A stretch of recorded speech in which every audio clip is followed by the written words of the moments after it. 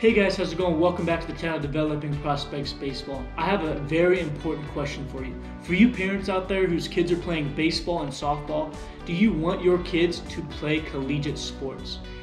Think about that question for 1 second. If your answer is yes, then this video was made specifically to help your kids, no matter what age they are, get into collegiate sports. If you're interested in your kids moving on and playing at the next level outside of high school, I'm here to tell you that they can do that, and I'm going to give you guys some simple tips to help them get into the college of their dreams. Let's jump right into it.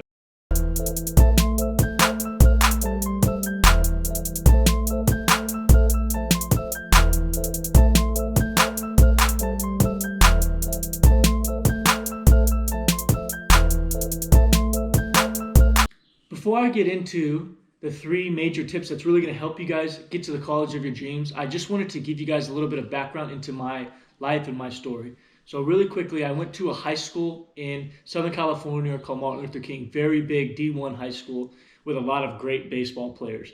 I wasn't the most gifted athlete, meaning I wasn't going to hit 10 plus home runs.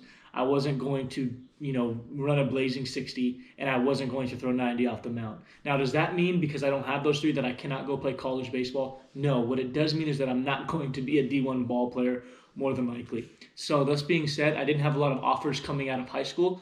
I did, however, have the fundamentals that my dad instilled in me, being that he was a high school baseball coach for 30 years or so. So I was able to get those fundamentals, and knowing that I had some ability, I knew that I could play college, but I didn't have the information needed to really drive me to figure out the best school for me. However, I did get a phone call from the Masters University, which is where I ended up going to play my baseball. The Masters University is a small NAIA school in Santa Clarita. During my 4 years there, even though I'm sure you guys have never heard of it, we were very successful. We won 2 regular season titles, we won 2 conference tournament titles, and we also made 2 NAIA World Series appearances. I also played with about 10 guys in my 4 years there that went on to play professional baseball, and one of them has entered the major leagues this past season. So thus being said, once I graduated from the Masters, I ended up going straight into coaching high school baseball.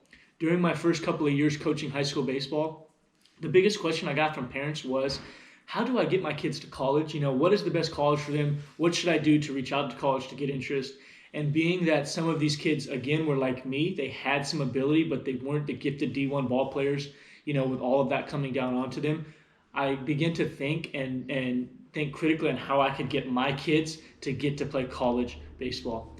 Once I had my 3 years of coaching there, I'm still currently coaching high school baseball, but this last summer, I ended up going and helping with a showcase camp called Head First. Head First has allowed me to get around hundreds of college coaches and kind of pick their brains on what they look for in recruiting.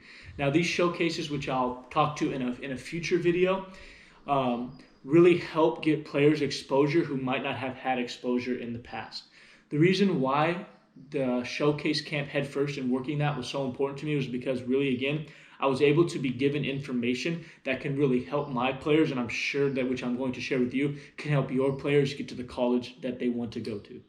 For tip number 1, so tip number 1 is be realistic with your ability. Like I said about myself, is I knew that I wasn't going to be a D1 player because I didn't throw 90 plus off the mound, hit 10 home runs, and I didn't have a blazing 60 speed. Now, again, that doesn't mean that I didn't have ability, and that doesn't mean that I can't go on to have a good college career or even develop into a pro, okay?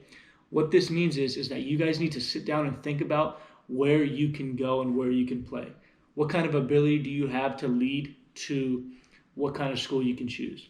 Now, choosing a school is kind of up to you guys, which I'll get into later in this video. So make sure you wait till I get to tip 2, but make sure that you guys think about your ability, think about schools that you can go to, or think about what kind of abilities you have, and that will really help you guys get into one of those colleges and find the right college for you. If you guys need some help with figuring out your ability level, feel free to ask your head coach of your high school, or feel free to reach out to people that you trust to help give you that advice on what kind of player they think you are. So for tip number 2 is all about reaching out to schools. This is something that a lot of people don't really understand is that you are allowed to reach out to schools, okay? Once you have found that expectation or reality of the kind of player you are, the second thing you need to do is reach out to schools, okay? My biggest advice for reaching out to schools is to reach out early. You're probably like, wow, what do you mean by early when I'm 10 years old, when I'm 12 years old? I'm sure you guys see on TV when it says, Alabama reaches out to 12-year-old player, okay?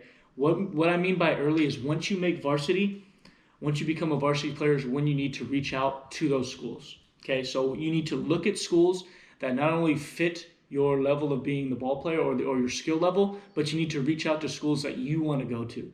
What do I mean by that? Reach out to schools that, let's say you're a California guy and you're like, I want to stay in California. Start reaching out to schools in California, okay? Start finding schools that adhere or that follow your major that you want to get into. So if you want to get into, business, find a school that gets into business in the state that you want to go to.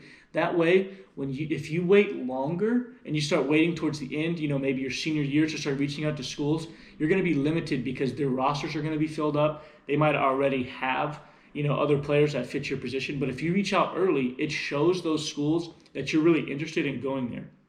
Now, it also helps because you know what you need to have for your life. Your parents can help you. Your college coach can help you know what you need in your life.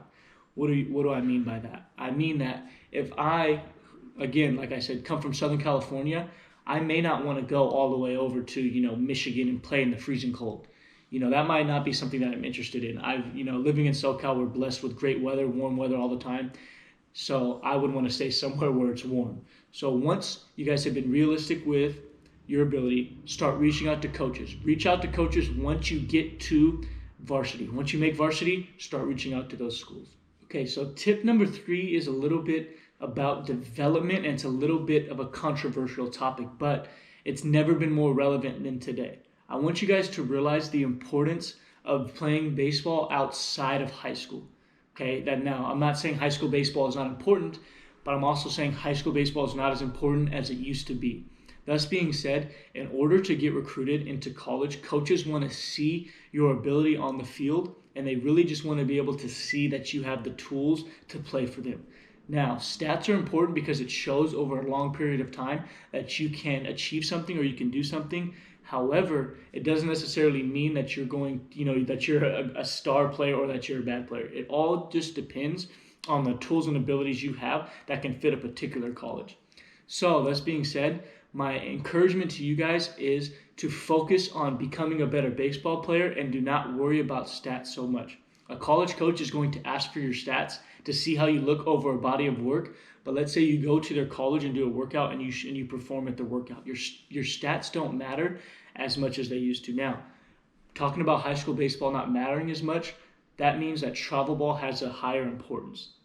Now, I specifically have coached a little bit of travel baseball, but it is not my forte. But growing up as a player, travel ball really helped me develop myself. Now, Developing Prospects, which is the brand that this YouTube channel is on, is all about developing. So in order for us to get better, I'm not saying we have to play travel ball, but I'm saying we have to go in and get that extra work to continue to develop. If you are a freshman going into your high school, you're beginning to go into high school, especially now during these quarantine times, if you are not able to, work with the team or do stuff like that, make sure you're at home getting your drills in and continuing to get better. You need to make sure that no time is wasted and you're just continuing to develop and get better. Now, there's plenty of tools out there to help you do that and develop and get better. So just focus on figuring out what you need to improve on and getting better. If you're a freshman and you're worried about making your high school team, just worry about getting better every day. Get a little bit stronger, get a little bit faster, it's a little harder. There's certain things you can find to do that and establish yourself as a baseball player that's getting better. If you don't make your freshman team, so what? Join a travel ball team. Continue to get better. Come back next year and make your high school team. If you're a sophomore, you're a freshman, you make your high school team, you're not on varsity your first year, does that mean that college is out the window, that you're not going to make it? Of course not. Continue to develop and get better. Once you make that varsity team, reach out to those colleges of your choice. Be realistic with yourself and understand that if you have the desire and need to play college baseball, you can do so. My purpose in making these videos are to really help you guys find the college of your dreams and really establish yourself to realize that you can play college baseball if you want to. Like I said, thousands of colleges are out there for you guys to join.